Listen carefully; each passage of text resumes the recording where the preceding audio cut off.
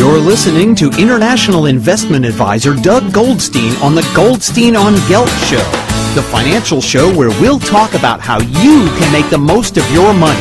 With all the confusing financial chatter bombarding you each and every day, Goldstein on Gelt will give you the practical information you want and need about living a financially stable life. Here's your host, money maven Doug Goldstein. Okay, we are back. I'm very happy to have on the Goldstein on Gelt show Dr. Dalton Kehoe, who's been a teacher, a trainer, and organizational change practitioner for over 40 years. He recently retired from York University in Toronto, and now he's a senior scholar of communication studies. Dr. Kehoe, it's a pleasure to have you. I'm glad to be here. Thank you very much. So before we go into kind of the meat of the discussion, I would like to discuss what it is that you actually deal with as a communications person. Right.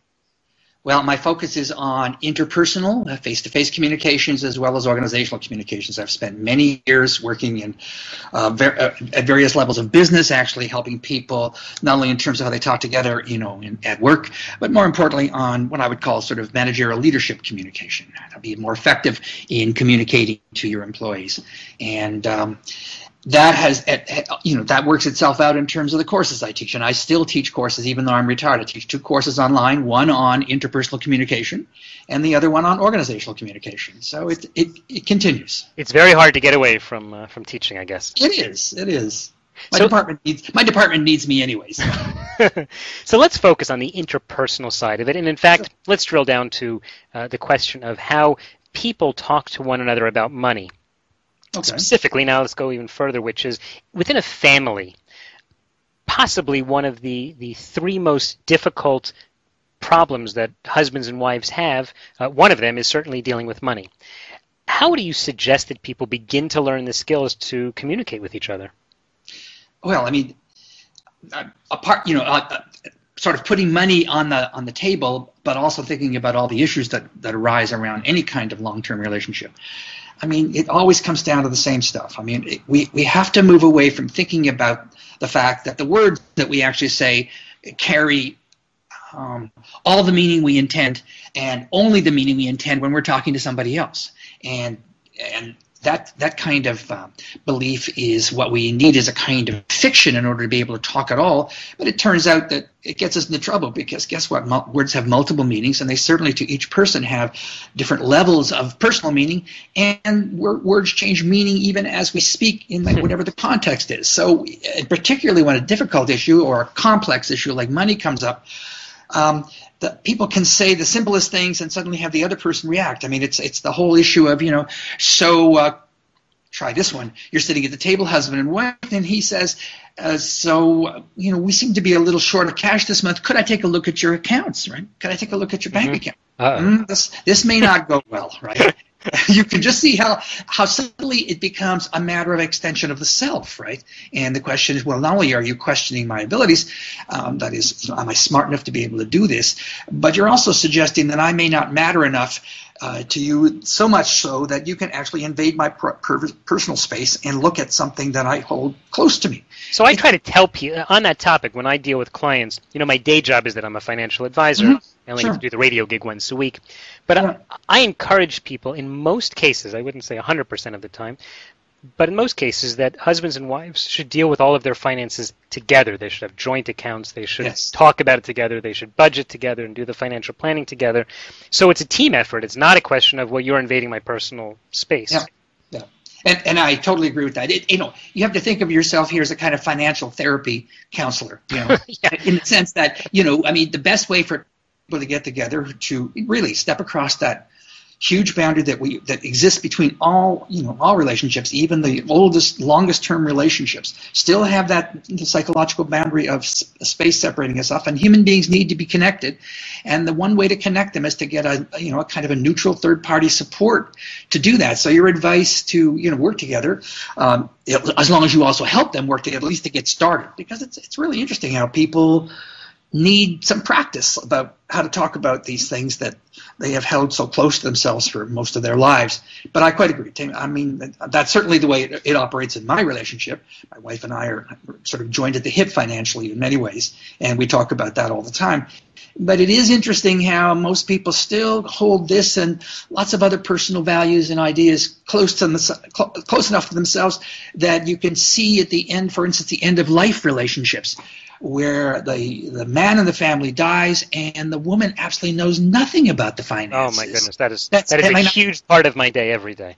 And a huge part of my personal life in terms of the fact that, I married into a very large Italian family, and boy, this recurs on a regular basis. It's quite scary how these people have lived together for 50 years and suddenly no one knows anything about what anybody does with their money, right? Well, it seems to relate to the question of self-esteem that you brought up before, which is in fact, funny, just the other day I sat with a couple, and the husband was an accountant and the wife had not worked out of the house ever. Yep. And I like to pride myself that I explain things pretty clearly, and especially when you talk to people about things like budgeting, there are no complex financial concepts here. No. It's just you earn a certain amount and you spend a certain amount. And she kept saying, I don't really understand. I don't really understand. I just wanted to say, listen, what don't you understand? We're just adding 1 + 1. But I think it goes back to what you were talking about, which was the sense of self. And her self-esteem, at least vis-a-vis money, seemed to be very low. Well, the issue, of course, is that self-esteem really contains, underlies 3 questions. Basically, in this particular moment, do I matter to you? Are you treating me in a way that actually makes me feel like okay? And consistently and always, and this is the one I think we're actually talking about now, are you treating me in a kind of way that actually makes me feel competent or incompetent? And really, people, it sounds like to me that your client was really kind of denying the situation, right? I don't know. And it's a way of avoiding dealing with the fact that she may not understand, maybe over the years of their relationship, the husband has always taken the lead, and therefore she becomes a kind of, incapacitated. It's kind of a trained incapacitated, and it feels very, very uncertain and about this whole situation. She's not strong in that part of her self-esteem because, like things that you haven't done before, anything you take on that's new, you always feel uncertain about whether it's going to make you look dumb or not, right? And money has a way of doing that to people. Oh, it certainly does. We are talking with Professor Dalton Kehoe from in Ontario, based in Canada. He's for decades been teaching people about communications. Professor, I'd like to focus on one of the terms you use, which is what you refer to as dialogue talk, and it's sort of an abbreviation. Could you explain what that's all about? Sure. Over the years, I've put together what I call a 3-mode model of talk, and I'm a what I call a communication pragmatist. Really, I like to divide talk into chunks that sort of show people fairly clearly and fairly quickly the effects their talk actually has on other people in the situation and on themselves. And dialogue talk is simply my use of the full word dialogue as an acronym to explain what I think are basically the fundamental choices that one can make, conscious choices that one can make when one gets into the midst of a communication problem. When suddenly one is talking to someone else and they were in disagreement, or they're behaving differently than you suspected they ought to, or things just fall apart in the situation, what we tend to do is to fall back on automatic talk, which I call control talk. And it comes out of a part of the mind that actually is driving us emotionally. My deal is, can we take a breath here? Can we slow down? And can we call the conscious mind back into the situation with a series of choices about how to actually speak? Dialogue talk begins with the notions of D and I, which is we need to speak descriptively rather than judgmentally. We need to speak descriptively about ourselves, which is, when I say something, I don't say, you made me do this. I say, I feel this, or I do this. But what I call the heart of dialogue is the AL letters, right? That we need to ask way more questions and listen way more actively to people when we're actually in disagreement with them, particularly about touchy things like money and a number of other things that you and I both know people can get into. And the OG part is simply the powerful part of that's the positive side of dialogue. We often can connect with people in the midst of a disconnecting discussion like fights over money by openly acknowledging, which is what the O stands for, openly acknowledging the situation or them. I understand how you feel. I can see that this is a problem for you, or I can see that we're both struggling with this. Can we talk some more? Mm-hmm. That simple act of acknowledgement is what I sort of builds what I call a kind of an emotional bridge between people during times when they're actually falling apart this helps them to stay together long enough to keep on talking. I think the most important thing that happens in difficult situations where people are really disconnecting emotionally is they let the disconnection happen. They can't find ways of talking so that they can put each of their positions on the table without actually pushing the other off the table. So what's the G at the end? Oh, the G, of course, is the genuine support. That was Goldstein. I was trying to figure that out. Yeah, that's what you're going for. Okay. Goldstein on Gelt. I thought maybe you could spell it with 2 G's at the end. That's it.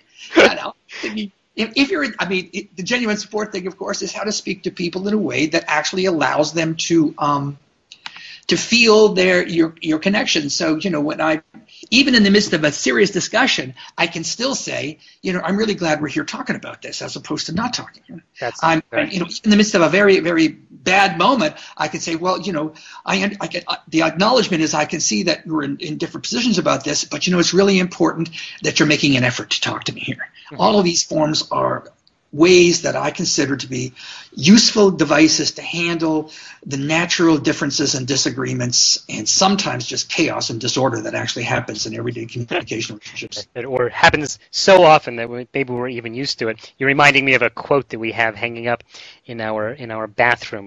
My wife had a good idea that 15 years ago. She puts up all sorts of very creative quotes, and one of them came from a philosopher, Xenocrates, who wrote, "I have often regretted my speech, never my silence." I think that's exactly what you're saying. So, do me a favor, just summarize once more, just each of those letters from dialogue. Sure. Just short so that we'll have it. So descriptive, D, that stands for descriptive language. We have to speak descriptively rather than judgmentally. That's actually extraordinarily hard for us to do as human beings. We're natural judges, right? So descriptive language, I-messages means that when I'm describing what the process is going on in my mind, I actually say things like I think, I feel, I believe, I see. The A, of course, is the A and L together. I usually put them up in pairs, DI and then AL. A is ask more questions and particularly descriptive questions. What, where, when, how much, never why, at least not in the midst of a difficult discussion. And listen actively. Try to see the words coming at you from the other person's perspective. The O, of course, is openly acknowledge from time to time the situation, yourself, and particularly what they're trying to do so that you can keep them connected during a disconnected moment, and from time to time also provide them some genuine support. What's also interesting, Doug, is that the extension of the word dialogue, of course, the full English spelling includes U and E, right? We've just been talking about the action parts of it here. What we haven't talked about, of course, is the Bible says you have to begin at the end first, right? And the end here is emotional self-management. That's what the E stands for. Before you can do dialogue talk, you have to manage your emotions here. And the U? And the U, of course, is the goal of that. The goal of that is to seek understanding first. That is, you seek understanding before you actually seek to be understood. And the way you seek understanding, of course, is you get information. The way you get information is you go to the heart of dialogue. It's an A and it's an L, right? They should teach this course every year starting in kindergarten. I think so, too. I think that would be wonderful. But I certainly have found that over the years, both with my students and with my business clients, that acronym seems to have awakened people to, first of all, the apparent simplicity of this. It turns out it's not simple at all. But at least they have the elements in front of them. They can say, okay, that didn't work very well. I can go back now and say, what didn't I do here, right?